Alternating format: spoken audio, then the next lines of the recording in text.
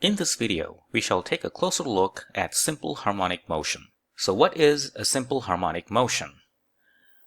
One example is, let's assume you have a particle and it is moving along the x-axis. So this particle is moving in a repeating oscillatory motion between 2 points, minus A and A. So the motion is, it goes like that.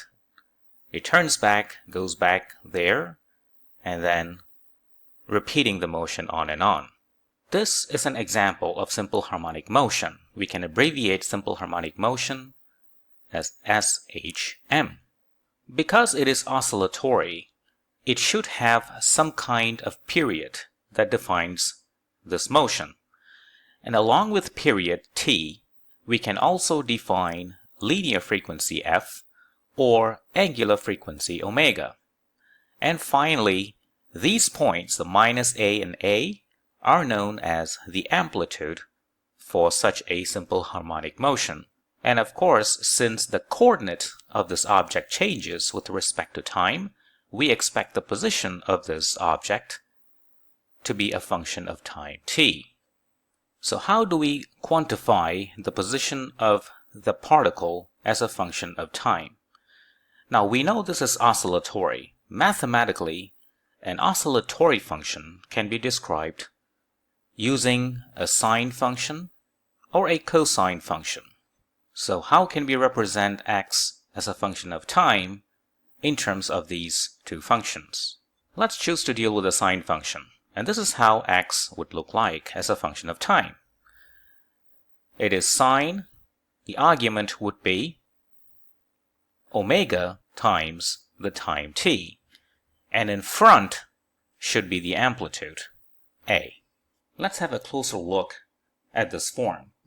A is to be expected here because that represents the maximum value of this x function, and the maximum value here, according to the physics of the system, is a, because those are the points where the particle turns back. So that would make it the amplitude of the oscillatory motion. The second term is omega. Omega is the angular frequency, and it has a dimension of 1 over time. So when you multiply with time, with dimension time, you see the resulting term is dimensionless, as it should be. Of course, the next question is, why aren't we using a cosine function? Well, we can also use a cosine function. So we can write a cosine omega t. So which one is it? This or this that describes this motion? That depends on when we time the motion of that particle. If we time the motion of the particle when the object or the particle is here, so x equals to 0 when t equals to 0, then obviously the sine function would be our choice. If we were to time the motion, the same motion, when the object is here, so x equals to a when t equals to 0, then the cosine function would be an appropriate function to model this motion. So sometimes generally we can include those two possibilities in a single function like this, omega t plus phi. So this is the initial phase. When phi is 0, then we are talking about a sine function. When phi is pi over 2, namely when the object starts here, or when we start timing when the object is there, then we are referring to a cosine function. The unit for omega is a radian per second. It is an angular frequency, as we have just pointed out. What about f? F is linear frequency, and its unit is 1 over second, or quite simply hertz. And this is how omega and f are related. Omega equals 2 pi f. So if you know one, you automatically know the other one. What about t, the period? T is the time it takes for the object to complete one cycle. So if the object starts here, it goes all the way here, goes back to minus a, and ends up back where it started. So the time it takes to accomplish that is the period of the motion. and it is related to f and omega. So in terms of f, it is 1 over f. So we have introduced crucial parameters of simple harmonic motion. Now what about other dynamical variables? Things like speed. Because the position changes with respect to time, it's reasonable to assume that the speed of the particle also changes with respect to time as it moves between minus a and a. And so if it changes its direction, there must also be an acceleration, and in general it can also be a function of time. How do we determine this speed and acceleration of this object executing simple harmonic motion? Let's start with speed. From calculus we know speed is dx dt, the time derivative of that time-dependent position. So in this case, since x is given by that expression, the derivative of that function with respect to time from basic calculus is a omega cosine omega t plus phi. As we have expected, the speed is also a function of time. Since we know that to be the case, let's drop the t from x and v. Is it possible to eliminate time between these two equations? The answer is yes. From the expression for x, we know x over a is the sine function. From the expression for v, we know v over a omega is the cosine function.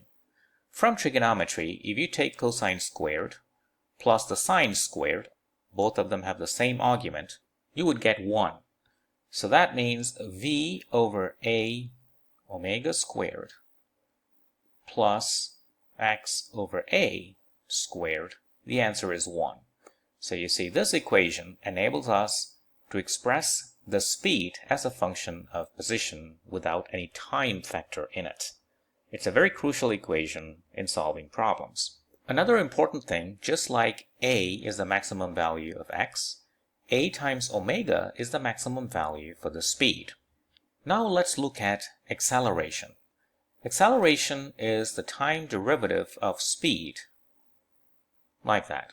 So we take derivative of that function with respect to time, we will get acceleration, also as a function of time. And in this case, since v has a cosine in it, so the derivative with respect to time would be minus a omega squared sine omega t plus phi. Remember, when you take the derivative of cosine, you get minus sine. Upon closer inspection of these two terms, you see we can eliminate time once again.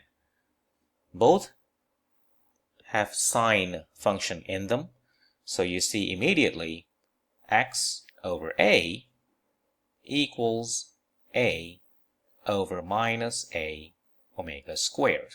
So a goes away, the amplitude goes away, and you see the acceleration is minus omega squared x.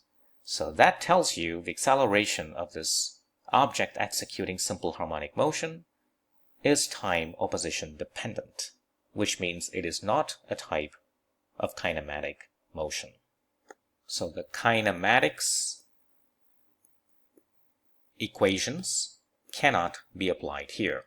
And once again, it is evident that this quantity a omega squared is the maximum value for the magnitude of that acceleration.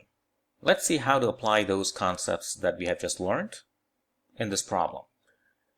A simple harmonic oscillation consists of a block attached to a spring with spring constant 450 Newton per meter. At some time t, the position from the equilibrium position, velocity and acceleration of the block are 0.5 meter, minus 12 meter per second, and minus 120 meter per second squared respectively. Calculate first the frequency of that simple harmonic motion, and then determine the mass of the block and also the amplitude of the motion. The frequency of the motion can be determined from one of the equations that we have just seen. Remember the equation that relates the acceleration to position? It looked something like that. We know when x is 0.15, the acceleration is minus 120. So let's replace those information. minus 120 meter per second squared equals minus omega squared times x. X is 0.15. So omega, this is the angular frequency, will turn out to be square root 120 divided by 0.15, which is 28.3 radiant per second. So from this you can determine the linear frequency. It is omega over 2 pi. Since omega is 28.3, divide that by 2 pi, you will get the linear frequency in the units of hertz. And the value is 4.5 hertz. So that is the answer for part A. Part B, the mass of the block. How do we determine the mass of the block? Remember, this is a simple harmonic motion. Any motion is subjected to Newton's second law, m times acceleration. The acceleration, as we have just found out, is minus omega squared times position. We are dealing with spring here. So according to Hooke's law, the spring force is given by minus k times x. K is the spring constant, x is the displacement from the equilibrium position. Comparing these two forms, you see k equals to m omega squared. So mass equals to k over omega squared. We know the spring constant is 450 Newton per meter. Omega has been calculated in part A. It's 28.3 radiant per second. Don't forget to square that. And the answer for the mass turned out to be 0.562 kg. And finally, the amplitude of the motion. Remember, in our discussion earlier, we derived an equation that relates the position to speed at that position. Like that. Remember this equation? We can use this equation to answer part C. We know x, we know v at a particular point.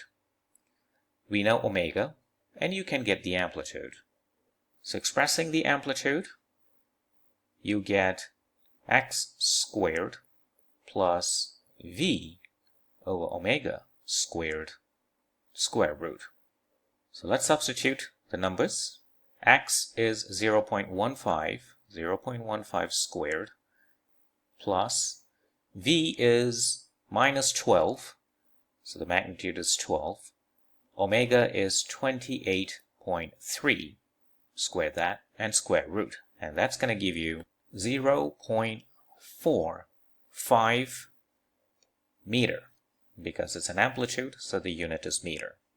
And that's also the problem. Thank you for watching.